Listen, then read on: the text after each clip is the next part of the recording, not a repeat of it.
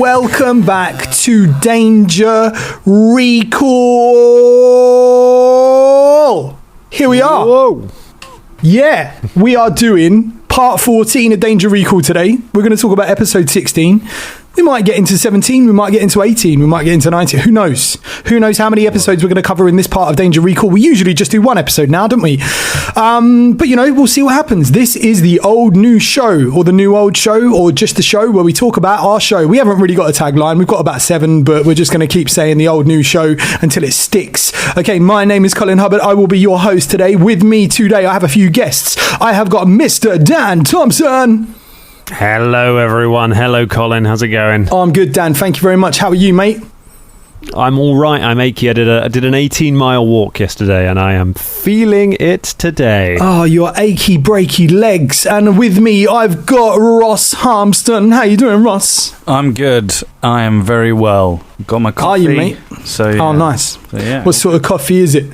Just bog standard instant coffee. Oh, is it instant? Oh, mate, okay. I mean, fair play to you. I can't do instant myself. And also, with me, I have Scott Wilson Besgrove. Thank you for having me back, Colin. It's a pleasure to be here. I, too, like yourself, can't do instant coffee. In fact, the coffee that I made today, I try and, make it like the melange from Dune. I try and make it like spice. Every now and then I make coffee with, turmeric and cinnamon and nutmeg. And I'm like, surely this will make my eyes blue within blue. Do you know what? I've never seen Dune. Oh, yeah. Never seen it, man. What? Is it one of those films that I should watch? I mean, it's not. I don't think any film is a should watch. Unless you're prescribed to a certain thing, in which case you have to watch it. It's a fun film. It's dramatic and camp and silly and over the top, and it's wonderful for all those things. By David Lynch, and Sting's in it. What? But yeah, it's really hammy. Actually, some of the set pieces are really sort of spookily sci-fi. They do a good job with it, I think. But there is a new one in the works. I've heard, yeah. Everyone's in it, actually. About the same amount of people are in it as are in Spider-Man 3, I think. I think we all might be in Dune as well, actually. I think there's a part for us, isn't there? Yeah. The Danger Club in June. God, we get killed. This episode didn't go out in June, just so you know. Do you see what I did there? Yes, that was nearly as good as one of Dan's links, wasn't it? It's up there. This episode 16, Slime and Punishment. Do you want to tell us about the title, Dan? Again, some of these titles are much cleverer puns than others. This one is literally the word slime sounds a little bit like crime, and therefore that's the. I feel we've had a run of these ones. I'm hoping there's going to be one that's actually a reference to some pop culture that we can do a deep dive on at some point. Yeah, there's got to be. We've got the Sanguine Ooze in this one, which is one of my favourite monsters of the early adventures. So wait, Sanguine Ooze, is it slime or is it ooze? And are there differences in the TTRPG world in the bestiaries? Mechanically, no. Weirdly, the Sanguine Ooze is actually, technically speaking, a swarm. It's neither a slime nor an ooze, or a slime isn't a thing, but it's actually a different creature type. What? I know. Terrible advertising. What? But the Sanguine Swarm it sounds cooler. That sounds sick, yeah. It sounds like they fight the Sanguine Swarm in Dune. That's what it was. It's a bit Wu-Tang, isn't it? Yeah, the Sanguine Swarm. We've got music from White Sand, CSY Music, Sword Coast Soundscapes, and Ross Budgeon. Dan, am I saying that right? Budgeon? No, it is bugged in. Well, and I don't know. It might be that the D is silent, and then there's a non-listed D after the G. In which case it would be. But yeah, the G comes before the D. It might be Budgeon. It might be Budgeon. Russe Budgeon. Russe Budgeon. Big up yourself. This episode, I love this episode. It was a lot of fun. This is one of the first real battles we get into. I know we've had a couple before. Oh, mind you, we had the boss fight, didn't we? And we had the one in the mansion. But I feel like this one is everything's attacking us. This is great. The Danger Club are really pushed to their limits in this one, I think. In the intro, you can hear Colin rage. There's genuine Colin rage in the intro because I thought that someone farted. Oh yes. Yeah. Can we just, as a quick straw poll, just take bets on who we all think that would have been right now? What? Who? If someone actually did fart, who would that be? Who was the most likely? Who was the Danger Club member most likely to have farted? Do you know what? I don't know. I don't know who it would be. At the time, I was just like, guys, come on, all right? Who do you think it would be if someone was going to fart on tape? Me? Yeah, who do you think it would be? No, me. No.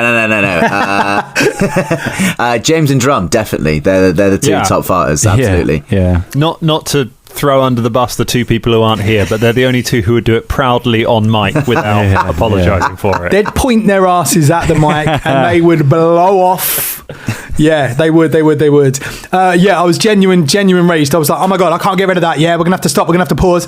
And Scott, you're just like, it's my chair. And then you show me and you sort of leaned back in the recording studio. You leaned back and showed us that it was the chair, and my rage subsided. And I was like, okay, sorry, let's carry on. I can pacify that rage. Yeah. Where are we recording at this one? Because we're not in the secret weapon. No, we are in the secret weapon. Oh, are we? Yeah, we're we say. still at the weapon. A couple more of those. A couple more of those traffic light beats. These pesky weapon episodes. The rage in my voice is fun. Dan, I love this. You get the name Keemeth wrong. Oh my God! Right, fantasy. This is something I've come to accept. Fantasy names are silly and they are difficult, and it's fine. We had a moment on the main show recently where we're in a new city and there's loads of new names, and one I can't remember was one of you guys was just like, can you just? I think it was Drum was just like, can you just tell us again? They like accept that these are silly names and just tell us what they are again without us having to keep writing them down. It's like, that's fine. It's not wrong to not be able to remember the 7-syllable weird fantasy name that you got given by some character, because they're weird. But yes, and I realised that I've probably been pronouncing Keemeth wrong for the entire thing anyway. Hey, we still want that mug. We still want it. Do you know what I mean? We still want my name is Keemeth mug. Yeah. Unfortunately, I didn't get, a little bit of a spoiler, but I didn't get down in the Secret Santa this year. So, yeah. So you didn't get that mug again. You'll have to wait one day. You never know. I'll get your name will be drawn and that mug will be yours. Yeah, we're playing at the Secret Weapon. We reference Ziggy played guitar. I think I sing that actually. That's from, I've got a big deep dive on Ziggy Stardust. Do we want to do this? Always. Why, Colin? Who is Ziggy Stardust? I like that. That's good. All right, so Ziggy Stardust. Ziggy Play Guitar is from the song Ziggy Stardust. It's from the concept album The Rise and Fall of Ziggy Stardust, which was released on 16th of June 1972. This song was never released as a single, apart from a live version recorded at the Santa Monica Civic Auditorium. That was released in France and the USA in 1994 to promote a bootleg album. Santa Monica 72. Weird that they released a single to promote a bootleg album, but you know, what can you do? That's all I've got on Ziggy Stardust. It is a great album. One little personal note on that. I was in Greenwich Market a few years ago when I first started getting into vinyl. And there was a guy, he had a whole, heap of records, and usually they're second-hand records, and I picked one up and it was a brand new copy of Ziggy Stardust, and it was only 12 quid, which is pretty good for a vinyl record. It's usually 15 to 20.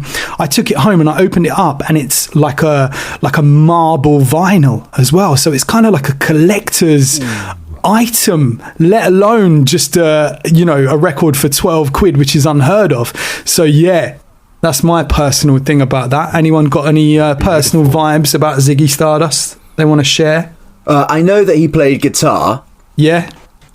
But apart from that, I don't know Ziggy Stardust very well personally. But there's a whole story, isn't it? I won't go into it too much, but there's a whole story about when they took that on tour, and Bowie was kind of doing a lot of, or Bowie, if you want to call him Bowie, was doing a lot of Class A materials, and he got to a point where he didn't know if he was David Bowie or he was Ziggy Stardust. That's a kind of myth that went around. And then on the last show of the tour, he actually sacked the band, didn't he? He sacked his whole band and just told them on stage, oh yeah, this will be the last show from the Spiders from Mars. And they were all like, what? Thinking it was just a bit of an act. And no, he just got rid of them. Wow. Oh my God. Yeah. Wow. Yeah. Wow. Presumably then they then had to go back to Mars. Was he like their green card sponsor? I think so, yeah. They all went back to Mars. Unbelievable. And be a red card, wouldn't it? Mars, be a red card. Yeah.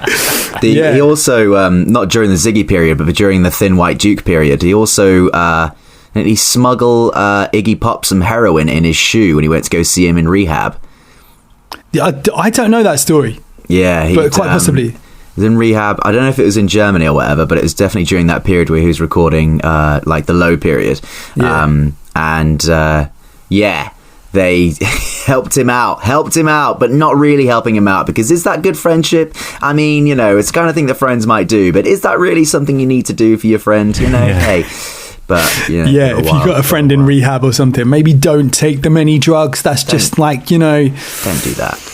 I think that's rule 1 in the rehab book, maybe. Have we got a summary for this episode, Ross? Yes, I do have a summary. It's very quick because it's mainly just combat. That's all right, mate. The Danger Club are locked in a deadly battle with Kemoth and Konami. Fulton has a fight with a door. Shania turns into a bear. M hesitates to kill or not to kill, and Velda has wind. And that's pretty much the entirety of the episode. Good summary, there, mate. Yeah, all right, just summed up everyone else's character, but not Caragor's battle with Kemoth. No, shit, I forgot. No, it's cool, yeah. But getting your bit about failing to get through a door, yeah. That's and Caragor does some stuff. He grapples and then ungrapples and kills some guys. I mean, it's a bit cooler than that what happened, but yeah, sure. And also Velda almost dies as well. Yeah, he does. Yeah. He goes down. We sort of left each other, like, it's a quite cool fight. Like, it was quite kind of left people in their individual fight components, like in a fight montage. But actually, people nearly died. So yeah, I flung my axe across the warehouse. Flung. Hey, we'll give you flang. It's fine. Yeah. Velda does some gusty wind and. He does something else as well. Oh, he does his quote of "Behold my arcane power," and then just does Featherfall and then jumps off a thing. And this is the episode we took basically all the clips for the trailer from, because we had to put a trailer together really quickly, and almost all of them. Yeah, I think it is, isn't it? Yeah. Are from this episode. Our trailer, which I love, but I think we do need to update. Hey, by this time definitely. We might have updated it already, or maybe not. Who knows? Who knows? We might have done. I mean, it's only the 5th of January. We might still be in Christmas mode, in lockdown tears, because that's what we're doing at the moment. You never know. We might have updated it. We might just wake up one day and then furiously get on the chat and go, right, what are we going to do? How are we going to do this? Because we do that sometimes. Dangerlings, just a little inside information. We sometimes all get an idea at the same time, and then we go heads strong on it, and we get in the chat and we start sharing things, going, I think it should be like this, and it's really good. It's we work hard, we play hard, play too bloody hard sometimes. What? Ross, what was that a quote from? I can't remember. It's Office, isn't it? That was from The Office. Yeah, it was from The Office. Most of the quotes that come out from me are probably either Simpsons, early Simpsons, The Office, or Alan Partridge. That's just mainly what comes out of my mouth, to be honest. So it's a good collection. Yeah, good ones to have. All right, let's get into this. Just before we get into it, there's a little bit of Colin Sass. It's a little bit further into the episode, but I thought I'd bring it up now. We're still at the point where only I'm wearing headphones. So like Scott, you said earlier about in a previous Danger Recall episode where there's a bit of Colin Sass, I've worked out that nobody really hears it or laughs at it because it's only me wearing headphones. So I go close up to the mic and I say something, but I don't realise that everyone else is, 2 meters away from me, so they can't actually hear what I'm saying. So I love the fact that you picked up on the Colin Sass. There's a little bit in this episode as well. Because we're recording on a Yeti mic, aren't we? And it's in omnidirectional. No, but we're working on about 4 mics at the moment. So we're sharing microphones. Apart from Drum, I think Drum has his own microphone, and maybe Dan has his own microphone. Yeah. And the rest of us are all sharing. So you and I, Ross, are sharing, and Scott and James are sharing. If I remember, can't do that now. Not allowed to share anymore. Yeah. So anyway, I'm the only one wearing headphones. So I'm the only one that hears my own sass, Dangerlings, until the episode comes out. It was great because we were recording an episode the other day and there was a bit of Colin Sass and it got a big laugh, and I love that. That's because everyone's wearing headphones now. I'm not bigging myself up on my sass. It's just great that my throwaway little sassy under voiced comments are now heard. Was that the entire point of getting us to all start using better audio equipment? It wasn't for the quality of the show. It was so that you could get laughs on your set. Literally so people can hear my sarcastic comments under my breath. It's the only reason I force everyone to wear headphones. Right, listen, we need to get into this episode. Let's do this. Now, Dan, I did kind of message you and ask you to do something. Can you do this? I mean... I have no idea. What did you message me and ask me to do? Was it must have been ages ago because you haven't messaged me today. All right, okay. Let's see if we can do it anyway. I'm going to throw this at you. We are going to do a battle rundown. A battle run. Oh yes, you did text me this, but with no context as to what a battle rundown was or what I had to do to prepare for it. So, all right. Do you remember a couple of episodes ago? What I did is I kind of like listed all the movements in a battle, and then I just read it, and I was like, oh yeah, and then this happened, and then M does this, and then Shania did that, and then rah. I mean, if you're not down with this, don't do it. So something I would have really had to have listened to the episode again and made notes to prepare. Yeah, maybe. I've not done that, but let's give it a go. So, nice one. It happens when everyone kicks in the door. Let's see where we are. So, Caragor immediately makes for Keemeth, jumps on him, and the two of them start wrestling. And they spend basically the whole episode doing that, one taking control, then the other taking control. The Sanguine drops from the ceiling and starts crawling across the ground towards them as they kind of wrestle each other to try and get into it. Fulton bashes through a door. And attacks somebody. Let me get the justifiable homicide tracker up, and then I know whether he killed somebody. I chopped his head off. Chopped his head straight Fedris. off. Yeah, Fedris, the door guy. You burst in, chopped his head off. Caragor, on his way in, also killed another one of the general guards on his while fighting with Keemeth. In this battle rundown, by the way, team, if anyone wants to step in at any point and just go, oh, and this happened, that's great. Like, and Philippe kills someone as well, because he's in the back with me, I think. He's with me. And yeah, this is back when we were more forgiving of Drummond, where Drummond would be like, "Oh, by the way, guys, Philippe is retroactively in this." Yeah. I didn't forget about him. He's here. Yeah. And Philippe just appears. Yeah, Byerton, the clerk, he gets his face torn off. M gets embroiled in a life and death struggle with one of the guards. Oh my God. Who he... One of the best highlights of the episode, I think that was. It's great. Yeah, it's Colin's retort. He does have a name. We give him a name in a little while, yeah. Yeah. So he gets in battle with that guy who we discover his name is Jethro. I feel like I'm doing the entire episode here, but without space for anyone else to have input. Is that what this battle rundown is? Hey man, do what you want. I've given it to you. The entire episode is a battle. And then Velda kills the Sanguine with a ray of frost. Yes. That is, and I think Keemeth gets slimed in this episode, or maybe next. Yeah, episode. There's a few other things that happen. There's bits like Caragor goes to grab a thug. I love that bit, and then he misses. Kenneth grapples Kara. Instead, we're calling him Kenneth at the moment. Shania turns into a bear. I start slagging off Brave Star, and everyone says, "Shut your dirty mouth." And you were slagging off Dungeons and Dragons as well. I did, yeah, absolutely. Yeah, I can't believe I did that. The TV show. Yeah, the TV show, yeah. I mean, the TV show is awful, but to be fair, we all agree with that. Yeah. Does anyone want to talk us through Brave Star and what that was? We kind of do it on the show, but we do, yeah. It's a cool sheriff in a sci-fi world who shoots around on guns and he flies, and he's got a talking hench horse who's his deputy, and he stops crime in the spacey West with a lot of blobby people who he helps. He's got amazing hair. Brave Star was fun. One of those shows I watched. I didn't think I don't know. I think I was lying when I said that I didn't like it and it wasn't very good. Never seen it. I don't know if it deserves like a rewatch. I don't know if it's going to be like. I don't know if it's going to be like one of those shows that you go back and go, oh, it's actually really good. It's not going to be like that. We have another clever girl reference to Jurassic Park. We've done Jurassic Park, though. We don't need to do it again, do we?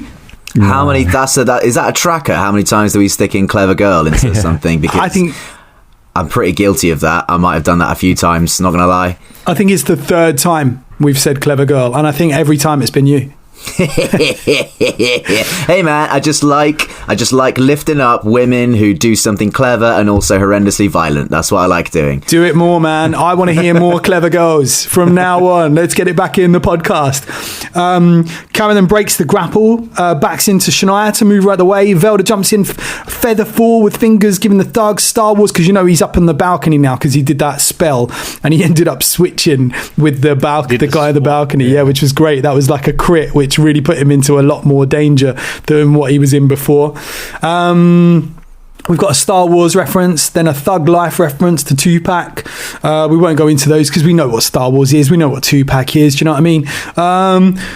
The guy's ready to run. I love that we're going. We know all about Tupac, but we did explain what the Avengers franchise was in a previous show. I know. Yeah. Yeah. Well, maybe we'll have a bigger deep dive in Tupac because I think he does come up a couple of times, like when, But Why, Colin? Who would have mentioned Tupac more than once? Well, I don't know. Someone in the podcast. Okay, a little deep dive. Tupac has Thug Life tattooed on his. He did have it tattooed on his stomach. Some people believe that Tupac is still alive and living in Cuba. Apparently, there's a little rumor going around on the internet, but he's living with Elvis. And Michael Jackson maybe as well. Michael Jackson, no, he's definitely dead. Let's Elvis and Tupac. There is a crossover album that I would want to hear. That's amazing. I feel like the two of them would have some awkward conversations about race. Yeah, they might. I'm not sure that party would really be going. Yeah. I love the bit where the thug throws a crate at Velda, and then he throws his bow instead. Yeah, that's a good one. That is the best fumble I have ever had out of that. It's deck. great. This is one of the joys of going back through this. The crit and fumble cards in first edition Pathfinder are so funny. They're really, really good. They're so much better than the ones in second edition or the Starfinder ones, which are because second edition is more about mechanical balance. Like, they're probably speaking better ones to use because there is an issue with, like, from a rules point of view of using the crit and fumble cards in first edition, that they do massively unbalance the game. And, like, generally speaking, if you get the choice, you should never take the crit card because just doing more damage is always better. And, like, so they are a bit game breaking, but and the ones in second edition are more balanced. But the first edition ones are so much funnier. Yeah, that's what I want for an element of chaos in the game. That's what I want from a crit and a fumble card. Yes, he throws his bow and then he's unarmed. It's so good. It's so good. We switch to M. M's fighting this thug that we don't know his name yet, but we've mentioned it. He's fighting Jethro, and he says, I might let him go, because the thug looks like he would run away if he got the chance. So me as a player goes, I might let him go. No, I'll kill him. And then I miss. I like roll a natural 1 or something, and which is so bad. Nearly fumble. We go in on you for that. That's a whole like, lawful good. Chaotic good as MZ at that point? Chaotic good, yeah. Okay, so there's leeway, but yeah, if we were being rigid on alignments, which obviously we're not really, no. But if we were, then there was some kind of karmic retribution for M's decision there. Yeah, we have this whole chat about Caragor and M later on, which we'll get to, but about how they kind of hesitate at one point and they nearly get killed for that, and from then on they don't choose to do that at all. They just they go to the dark side.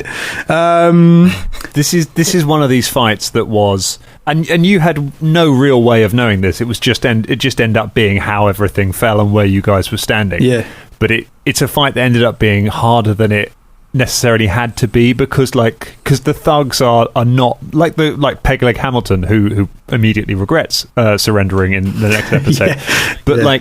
The thugs are not being paid enough to stand and die for this. So there's an element of shock and awe that basically, if you guys burst in and kill a couple of them, the rest of them are just going to run off into the night. But what happens is you guys basically take an entrance each, burst in, and then bar the doors. So these guys have no recourse except to fight for their lives. Did we bar the doors? End up killing all of them. No, not deliberately, but it's just the way everyone came in, because they all ran in. There was one of you standing in the way of every door. There was no Thugs exit. have nowhere that they can run, so they end up having to fight to the death, even though they kind of want to get out of there, except the guy who surrenders. So one of the thugs goes into the ooze, starts to laugh uncontrollably. Shania misses the one of the guys attacking Velda, even though he's a bear. He just kind of like runs right past him, which is hilarious. You see this massive Shania bear just bounding towards this thug, and then he just goes straight past him.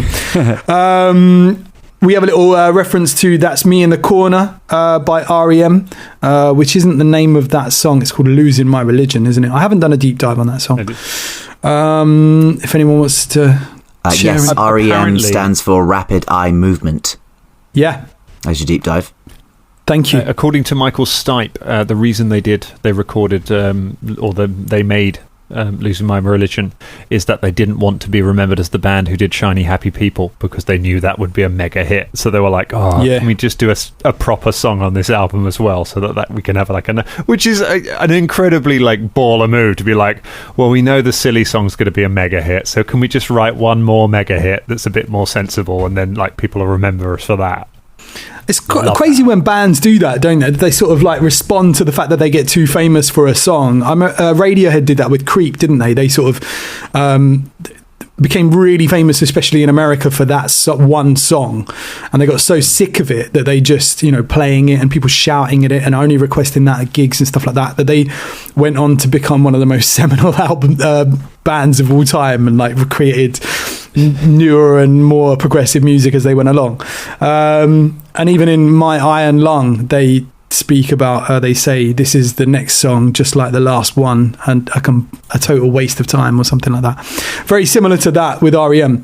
And they're good friends, apparently, Tom York and Michael Stipe. So yeah, there we go. Big Deep up dive. REM. Nice. Yeah. Skipping ahead a bit, Velda keeps missing. The thugs are still fighting us. The thug fighting M hits him. Thug goes to hit Caragor and hits. Fulton hits the guy, but he's still alive. M goes to finish this guy, but misses. The slimes Keymeth. Shania grapples another thug. Philippe tears the thug's face off, which is just amazing. And I love this pun from you, Scott. Chimpanzee you. That was brilliant. That was so amazing. And it's answered our question that we posed in an earlier Danger Recall as to whether Philippe would get on the kill board before Shania does. Yeah. He very much does. Caragor shoves a sword into the thug being held by Shania Bear. Caragor friend. I love that moment. Shania Bear. That's a reference to Ross. Do you know that? No, tell me, Colin. All right, I'll tell you what. I'm going to go to Dan on this one. Dan, what's that a reference to? It's Labyrinth. Of course, it's Labyrinth. Yeah. Of Oh course yeah, it I is. mean, I literally watched that at the like a couple of days ago. Yeah. God, Ross, why have you never seen any films? I was going to tell Dan. I was like, I really like Dance Magic Dance. I really like it. a great song. I don't dislike it. It's just It's like nice. if you're listing all of Bowie's best songs, if you're like, oh, I've got an hour to listen to David Bowie, I don't think Dance Magic is in that hour. Well, It's in yeah, that I mean, hour. No, it's not really an official. There you It's go. like it's soundtrack from a movie. So It's one of those songs that you watch mainly for the video. Yeah, And we all kind of know why you'd watch that for the video, really, don't we? seeing him running around in a skin tights with his little bulge. Now, team out there, if you've never seen Labyrinth, Little bulge. Labyrinth is genuinely a good film. And Dan, I agree with you here. If someone just said to me, listen to this song, Dance Magic Dance, I would go, well, this is shit. But in context, having watched the film as a child and grown up with this, it makes perfect sense, and it's actually a really fun, lovely song. You But know when Ziggy Stardust fired his band on stage, that band a few years later get a smash cut to David Bowie doing Labyrinth with a load of goblins. They'd be like, you know what, we're cool, we're fine. Yeah. We're fine. This is fine. Yeah. That's a double whammy. You've been fired, and then you find out his new band is the fucking Muppets. You remind me of the Babe. Yeah, they're probably like, oh, it's fine actually. Yeah, very true. Hero Thug. this is Jethro, gets a natural 20. So we get this whole backstory about him working at the docks and his dad. Dan, this was brilliant. We just threw this on you. Great bit of improvisation here. Love that. And also, I loved the music that I found to put underneath. Not bigging myself up. I'm just saying the music that was used. Yeah, it was very good. It was really fun. Beautiful very dramatic. Yeah, it was great.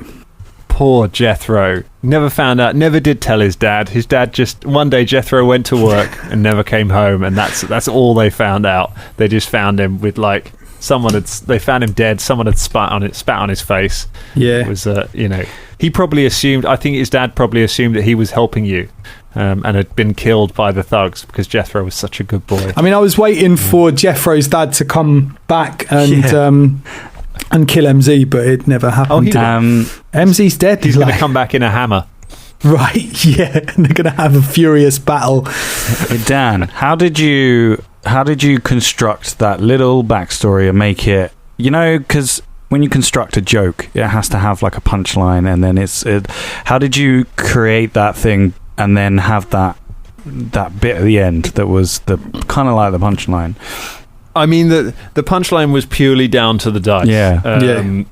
You kind of trust it. You kind of, dice are always a good punchline. So if you can get to a point where kind of the punchline of the joke is the result of this die, that it's usually funny either way, because if it's especially when it's a crit, because if it's a confirmed crit, it's a massive moment anyway, and if it's a failed crit, then it's funny, because it means he's failed. So all you need to do is just build it up and up and up to that moment, and just have this guy's entire like mindset be focused on this one die roll, so that it's either triumphant or disappointing. It's like how you make a big speech right before a die roll. It's always funny, whatever the result is. Which we always do. And that's the joke in the podcast, isn't it? That we always smash talk and then fail all the rolls every time we smash talk. Yeah.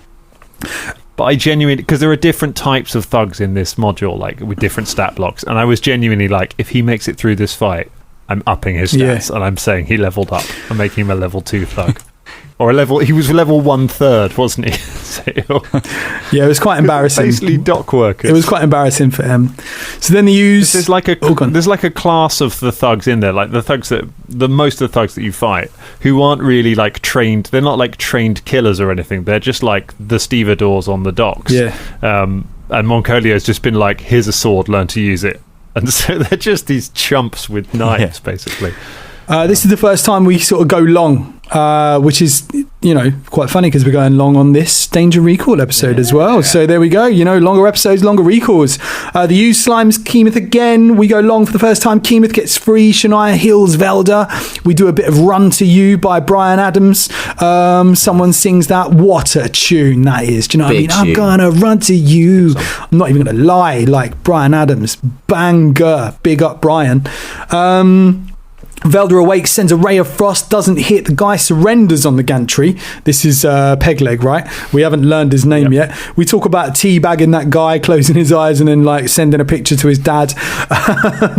Which, if you don't know what teabagging is, it's... don't Google it. Don't Google it. Yeah, it's another one of those soggy biscuit things. But,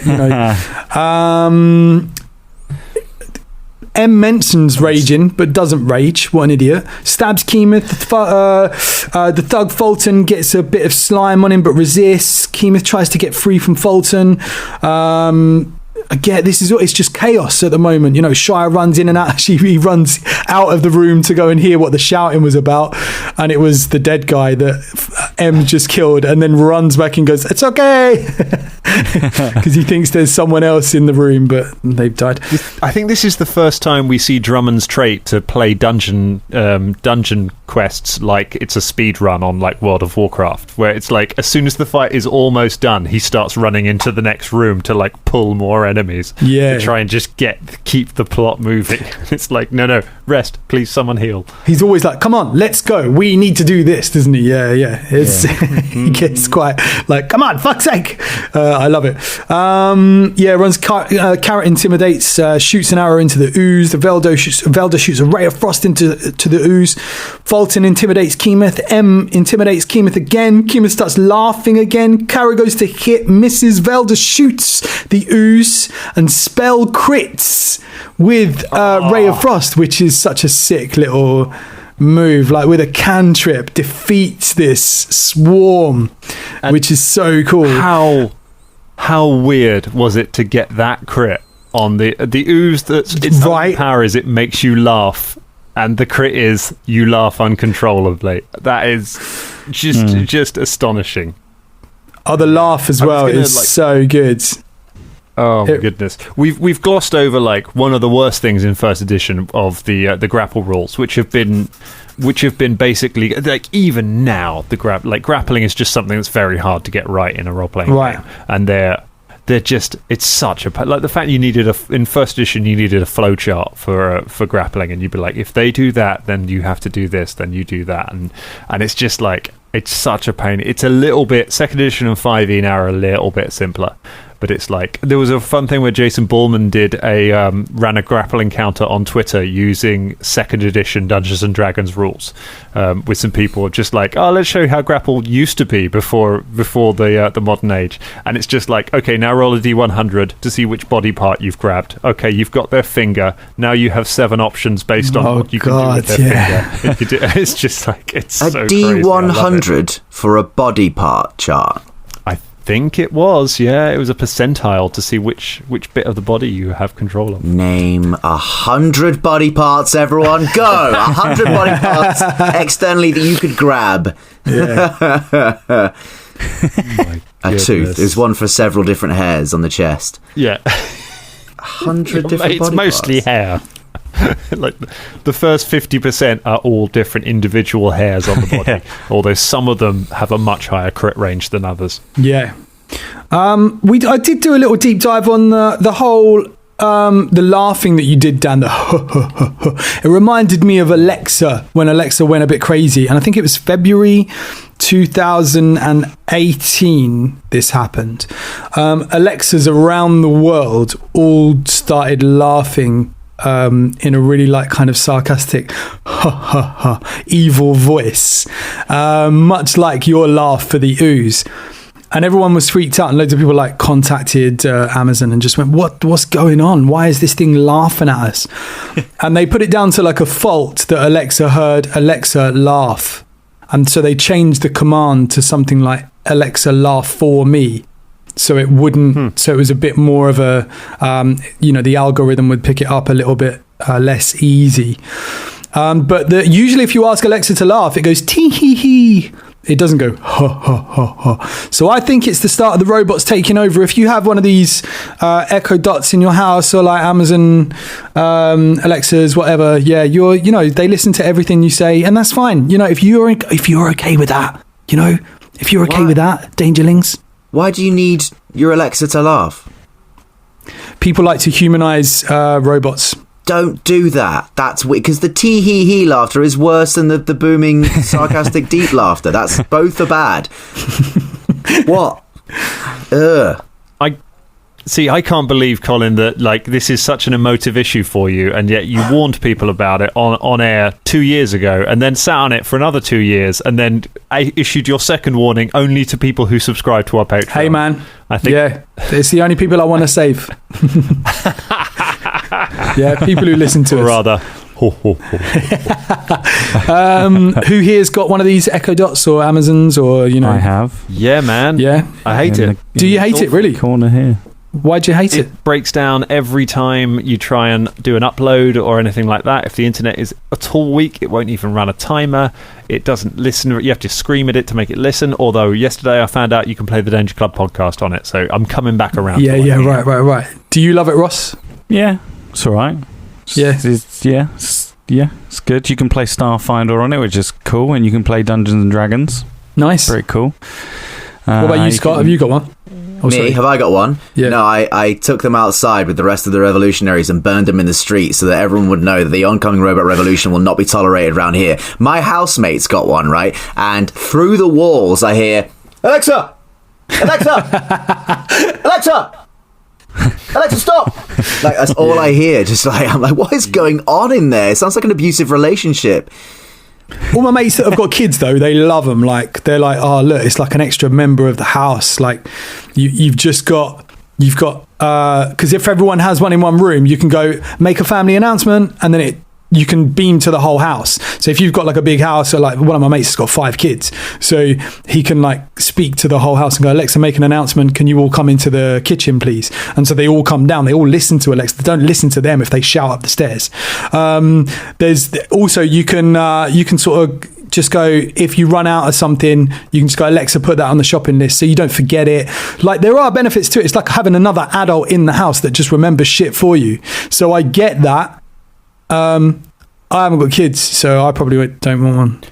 You know you can do that remotely as well from your phone if you've got the app. You can make it so, because I do that to terrorize my wife while I'm out at the shops. While she's working, I'll just have Alexa just be like, "Hey, what are you doing?" Okay, all right. Tremendous. So I love this bit at the end, just to get off of that. Kymeth sort of kneels down and we all stand around him like the Avengers. Bows drawn, swords up. It's great.